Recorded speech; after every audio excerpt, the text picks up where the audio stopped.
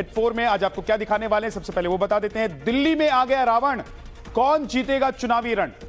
सनातन का नया सीन, संभल पहुंची न्यायिक टीम, यह खबर भी आपको बताएंगे। यूपी में शहर शहर 24 घंटे में कितने एनकाउंटर, डिटेल में आपको दिखाएंगे। नक्सल के ताबूत में आखिरी कील, फाइनल ऑर्डर सील, यह खबर भी आपको आज बताएंगे।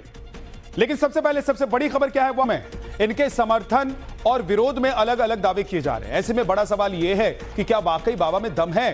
ये जानने के लिए हमारे कंसल्टिंग एडिटर दिनेश गौतम से आईआईटी बाबा की बातचीत हुई। इस बातचीत की एक्सक्लूसिव जो बातें हैं वो आपको दिखाते हैं। गंगा का किनारा है और जो हमारे साथ हैं वो अब किसी परिचय के मोहताज नहीं है। इनफैक्ट जब मैं यहाँ कैमरा रोल हो रहा था उससे पहले उन्होंने ये लाइनें बोल दी थी कि आप लगता है ये बोलने वाले हैं। बहरहाल जब आप इतना समझने ही लगे हैं तो आपके बारे में कहा जा रहा है कि जूना अखाड़ा ने आपको निकाल दिया। निकाला क्या आपको? अरे यार, एक तो उनको लोगों को ये नहीं समझ में आता कि मैं यहाँ पे किस कैपेसिटी में हूँ। मतलब मैं यहाँ पे एज ए हर्षा की तरह हूँ कि भाई मैं ढूंढ रहा हूँ उस चीज को ना, कि मैं मुझे गुरु बनाना है। जैसे उसने भी दीक्षा नहीं ली है बट वो उस चीज के उसके हैं, बट मैं वैसे नहीं ना। मैं तो ऑलरेडी, मेरे को तो है ना जानकारी, मैं तो बस अलग अलग जगह। तस्वीर आप देख रहे हैं, सैफ अली खान हॉस्पिटल से निकल रहे हैं और घर की ये तस्वीर है। हॉस्पिटल से निकलकर सैफ अली खान अपने घर पहुंचे हैं जहां पर आधी रात में उन पर हमला हुआ था।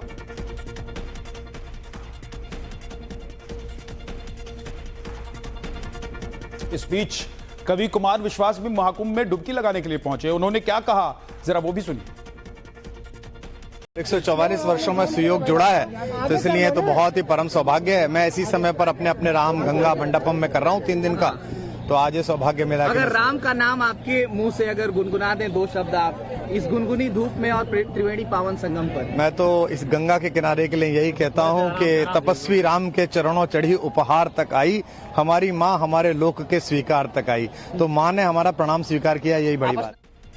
उत्तर प्रदेश से बड़ी खबर है, यूपी में बीते 24 घंटे में 7 एनकाउंटर किए गए हैं। शामली में मुठभेड़ में 4 बदमाश को ढेर किया गया। आगरा सहारनपुर में 2 बदमाश घायल हुए। कानपुर, प्रतापगढ़, चंदौली और मेरठ में भी एनकाउंटर हुआ। शामली में पुलिस बदमाशों के बीच एनकाउंटर में 1 लाख का इनामी बदमाश अरशद मार गिराया गया। अरशद पर हत्या, लूट, डकैती समेत कई मुकदमे दर्ज थे। मारे गए बदमाशों में से 3 की पहचान हुई है। वहीं शामली एनकाउंटर में एक इंस्पेक्टर के पेट में 2 गोलियां लग गई। इंस्पेक्टर सुनील का गुरुग्राम के मेदांता हॉस्पिटल में इलाज चल रहा है।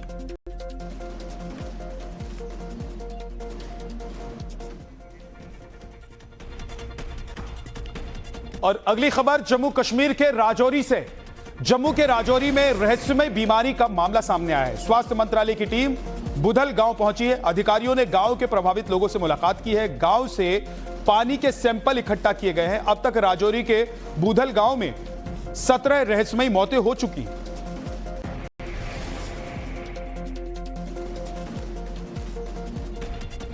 आगे आपको दिखाएंगे, राष्ट्रतूफान मच गया है। केजरीवाल ने बीजेपी को बताया है रावण प्रेमी। बीजेपी ने बताया रामायण का अपमान। बीजेपी ने कहा कि केजरीवाल सनातन का माखौल उड़ा रहे हैं। पूरी भारतीय जनता पार्टी आज धरने पे बैठी है मेरे घर के सामने कि मैंने रावण का अपमान क्यों किया, मैंने रावण का अपमान कैसे कर दिया। पूरी भारतीय जनता पार्टी, इनको रावण से इतना प्यार है। राक्षसी प्रवृत्ति है इन लोगों की। मैं दिल्ली के झुग्गी वालों को और गरीब तबके को खासकर चेताना चाहता हूं कि अगर ये आ गए तो ये राक्षसों की तरह निगल जाएंगे आप लोगों को। केजरीवाल के बयान पर स्वाति मालीवाल ने हमला बोला है। बीजेपी ने कहा है कि सनातन का अपमान करना केजरीवाल की आदत हो गई है। वीरेंद्र सचदेवा ने आज उपवास का ऐलान किया है। आम आदमी पार्टी ने बीजेपी को रावण की वंशज बताया। ये वही लोग हैं जिन्होंने बोला था कि राम मंदिर बनाने के बदले वहां पर कोई हॉस्पिटल, यूनिवर्सिटी बना दो। मनीष सिसोदिया ने बोला था। लगातार सनातन का अपमान करना ये आम आदमी पार्टी की फितरत बन चुकी है। एक तरफ आपने देखा होगा कन्हैया कुमार ने भी कहा कि कहां पैदा हुए हैं राम, और दूसरी तरफ आप देखिए अरविंद केजरीवाल, इनकी तो अलग ही एक डेफिनेशन, परिभाषा और वर्जन है। आज जो उपवास भारतीय जनता पार्टी के लोग कर रहे हैं, इससे ये बात साबित हो गया कि बीजेपी दरअसल रावण की वंशज है। बीजेपी रावण को अपना कुल देवता मानती है। रावण के अपमान पे उपवास कर रहे हैं ये। तो इसलिए अब मैं दिल्ली के लोगों से कहना चाहता हूं, इनसे बच के रहिए। न्यायिक जांच टीम फिर पहुंची है संभल। जामा मस्जिद का निरीक्षण किया गया है, हिंसा वाली जगह का मुआयना किया गया। आयोग की टीम जामा मस्जिद के पास पहुंची संभल हिंसा की जांच के लिए। न्यायिक जांच आयोग की टीम एक बार फिर से संभल पहुंची है। टीम ने जामा मस्जिद और उसके आसपास के हिंसाग्रस्त इलाकों का निरीक्षण किया और हिंसा से संबंधित अधिकतम जानकारी जुटाने की कोशिश की। टीम करीब 20 मिनट तक जामा मस्जिद में रुकी। इसके बाद टीम पीडब्ल्यूडी गेस्ट हाउस पहुंची, जहां संबंधित लोगों को बयान दर्ज कराने के लिए बुलाया गया। हाँ, मस्जिद के अंदर टीम गई थी। मस्जिद में वही देखा उन्होंने। मस्जिद में टीम गई थी और उन्होंने वहाँ यही देखा कि कहाँ क्या चीज़ है, और कुछ नहीं देखा ना, और कुछ मालूम किया उन्होंने। ये वजू खाना है, ये यहाँ पर सीढ़ियाँ हैं, और ये यहाँ पर वजू होता है, ये यहाँ पर कब्रें हैं। सिर्फ यही देखा और कुछ नहीं, इसके अलावा कुछ नहीं। दिल्ली बीजेपी ने संकल्प पत्र पार्ट 2 जारी कर दिया है। अनुराग ठाकुर ने कहा कि दिल्ली में घोटालों की जांच के लिए एसआईटी का गठन करेंगे। हमारा विकसित दिल्ली और विकसित भारत का संकल्प है। भ्रष्टाचार के खिलाफ जीरो टॉलरेंस की नीति अपनाएंगे। दिल्ली में केजी से लेकर पीजी तक सरकारी संस्थानों में शिक्षा मुफ्त देंगे। भारतीय जनता पार्टी की सरकार बनेगी। हम आम आदमी पार्टी के कुशासन और भ्रष्टाचार के खिलाफ, चाहे डीटीसी की बात हो, मोहल्ला क्लिनिक की बात हो, शराब घोटाले की बात हो, जल बोर्ड से जुड़े घोटाले की बात हो, इन पर एसआईटी की जांच बिठाएंगे। भारतीय जनता पार्टी बिठाएगी और जीरो टॉलरेंस हम भ्रष्टाचार के प्रति रखेंगे। दिल्ली वालों से हमारा वायदा है, दिल्ली की जनता से हमारा वायदा है। घोषणा पत्र जारी करते हुए अनुराग ठाकुर ने कहा कि दिल्ली में सत्ता में आने पर बीजेपी की भ्रष्टाचार के खिलाफ जीरो टॉलरेंस नीति रहेगी और आप सरकार की अनियमितताओं, घोटालों की एसआईटी जांच शुरू करेगी। इसके साथ साथ केजी से पीजी तक की फ्री एजुकेशन की बात कही गई है। युवाओं को प्रतियोगी परीक्षाओं के लिए 15,000 की वित्तीय सहायता दी जाएगी। तकनीकी और व्यावसायिक पाठ्यक्रमों के लिए अनुसूचित जाति के विद्यार्थियों को डॉक्टर BR अंबेडकर स्टाइपेंड्स योजना के तहत 1,000 रुपए प्रति माह का स्टाइपेंड का वादा भी बीजेपी ने इस घोषणा पत्र में किया है। बीजेपी ने घरेलू कामगारों और ऑटो चालकों के लिए वेलफेयर बोर्ड बनाने की बात कही है। इसके तहत 10 लाख का जीवन बीमा, 5 लाख का दुर्घटना बीमा और उनके बच्चों के लिए स्कॉलरशिप और 6 महीने की पेड मैटरनिटी लीव की भी घोषणा की गई। अब आपको वाराणसी से आ रहे खान डिस्चार्ज हो गए हैं। उन पर हमला हुआ था। हमले के बाद जख्मी होने पर उन्हें हॉस्पिटल में एडमिट कराया गया था, लेकिन अब वो सही सलामत डिस्चार्ज हो गए हैं हॉस्पिटल से। ये तस्वीर आप देख रहे हैं। सैफ अली खान पर जिसने हमला किया उसको भी गिरफ्तार कर लिया गया। और ये तस्वीरें हॉस्पिटल से, लीलावती हॉस्पिटल से सैफ अली खान के डिस्चार्ज होने की आप देख रहे हैं। पीठ में उनके काफी ज्यादा जख्म हुआ था। 2.5 इंच के चाकू का टुकड़ा उनके पीठ में था जिसको निकाला गया था। गले के पास भी उन पर अटैक हुआ था जब जख्मी हो गए थे वो। शिवानी मिश्रा हमारे साथ जुड़ गई हैं। शिवानी, क्या जानकारी है सैफ को लेकर?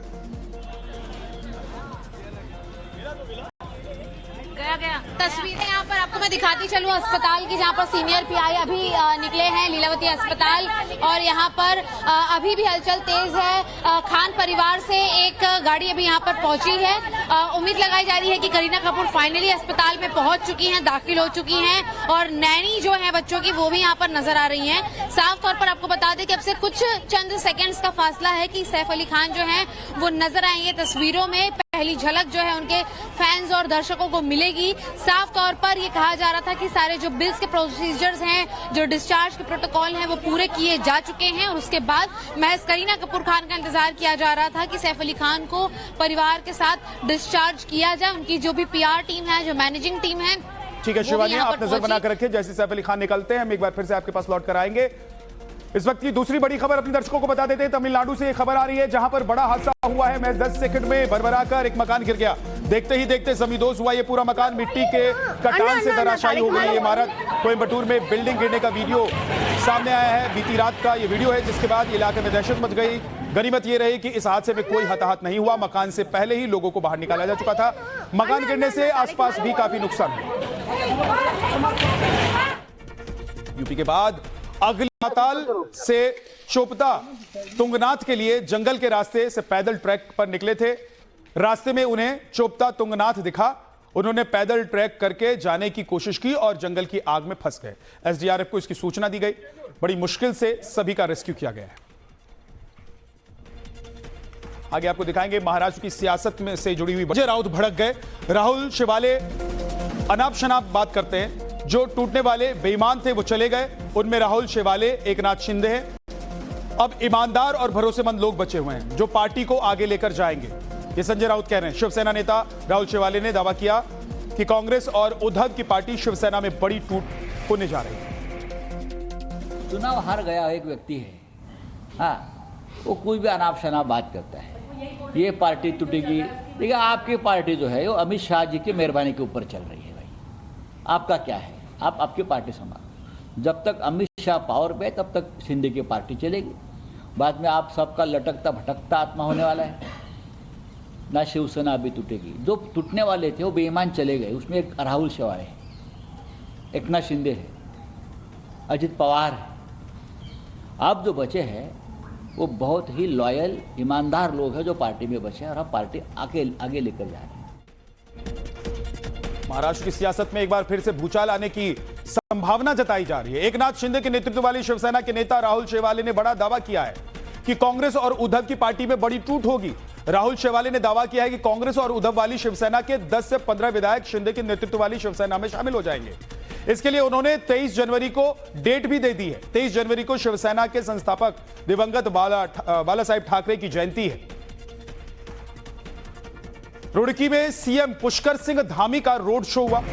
बीजेपी मेयर उम्मीदवार के समर्थन में रोड शो किया गया। रुड़की से अनीता अग्रवाल बीजेपी के मेयर प्रत्याशी हैं। सोशल मीडिया पर धामी ने लिखा है कि भाजपा की वजह के साथ फिर खिलाएंगे कमल और लिखेंगे नया इतिहास। हर बूथ पर खिलेगा कमल, यह है जन जन का विश्वास। उत्तराखंड में एक बार फिर से कमल खिलाने की बात की गई है।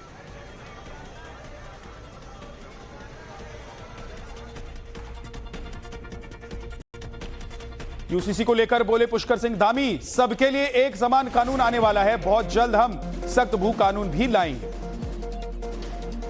लोगों के लिए एक समान कानून लागू करने की दिशा में जो हमने वायदा किया था 2022 के आम चुनाव में, उस वायदे को हम पूरा कर रहे हैं। इसी महीने हम प्रदेश के रहने वाले हर एक व्यक्ति के लिए, किसी जाति का, पंथ का, समुदाय का, वर्ग का, सबके लिए देवभूमि उत्तराखंड में एक कोने से लेकर दूसरे कोने तक एक समान कानून होगा। कानून अलग अलग नहीं होगा भाई। और बहुत जल्दी हम जन भावनाओं के अनुरूप एक सख्त भू कानून भी बनाकर राज्य के मूल स्वरूप के साथ खिलवाड़ करने वालों के खिलाफ कड़ी कार्रवाई सुनिश्चित करेंगे। छत्तीसगढ़ में नक्सलवाद पर सबसे बड़ा वार किया गया है। गरियाबंद मुठभेड़ में 19 नक्सलियों को ढेर कर दिया गया है। 1 करोड़ का इनामी बदमाश भी मारा गया है। भारी मात्रा में हथियार बरामद किया गया है। 1 करोड़ का इनामी नक्सली इसमें ढेर हुआ है, जो नक्सलियों के बीच में बड़ा नाम था। एक हफ्ते के अंदर ही ये 2 बड़ी मुठभेड़ नक्सलियों के साथ हुई है और हमारे जवानों को भारी सफलता मिली है और हमारी सरकार नक्सलवाद के ताबूत पर आखिरी कील ठोकने का काम कर रही है। निश्चित रूप से माओवाद जो कैंसर के रूप में है, इसको समूल नष्ट करने में हम लोग सफल होंगे। अब आगे आपको प्रयागराज महाकुंभ लेकर चलेगी योगी कैबिनेट की बैठक में प्रयागराज को लेकर हो सकते हैं हम फैसले। पूर्वांचल के विकास को लेकर चर्चा होगी। इस कैबिनेट बैठक में प्रयागराज वाराणसी को लेकर धार्मिक क्षेत्र बनाने के प्रस्ताव पर भी मुहर लग सकती है। महाकुंभ में मौजूद IIT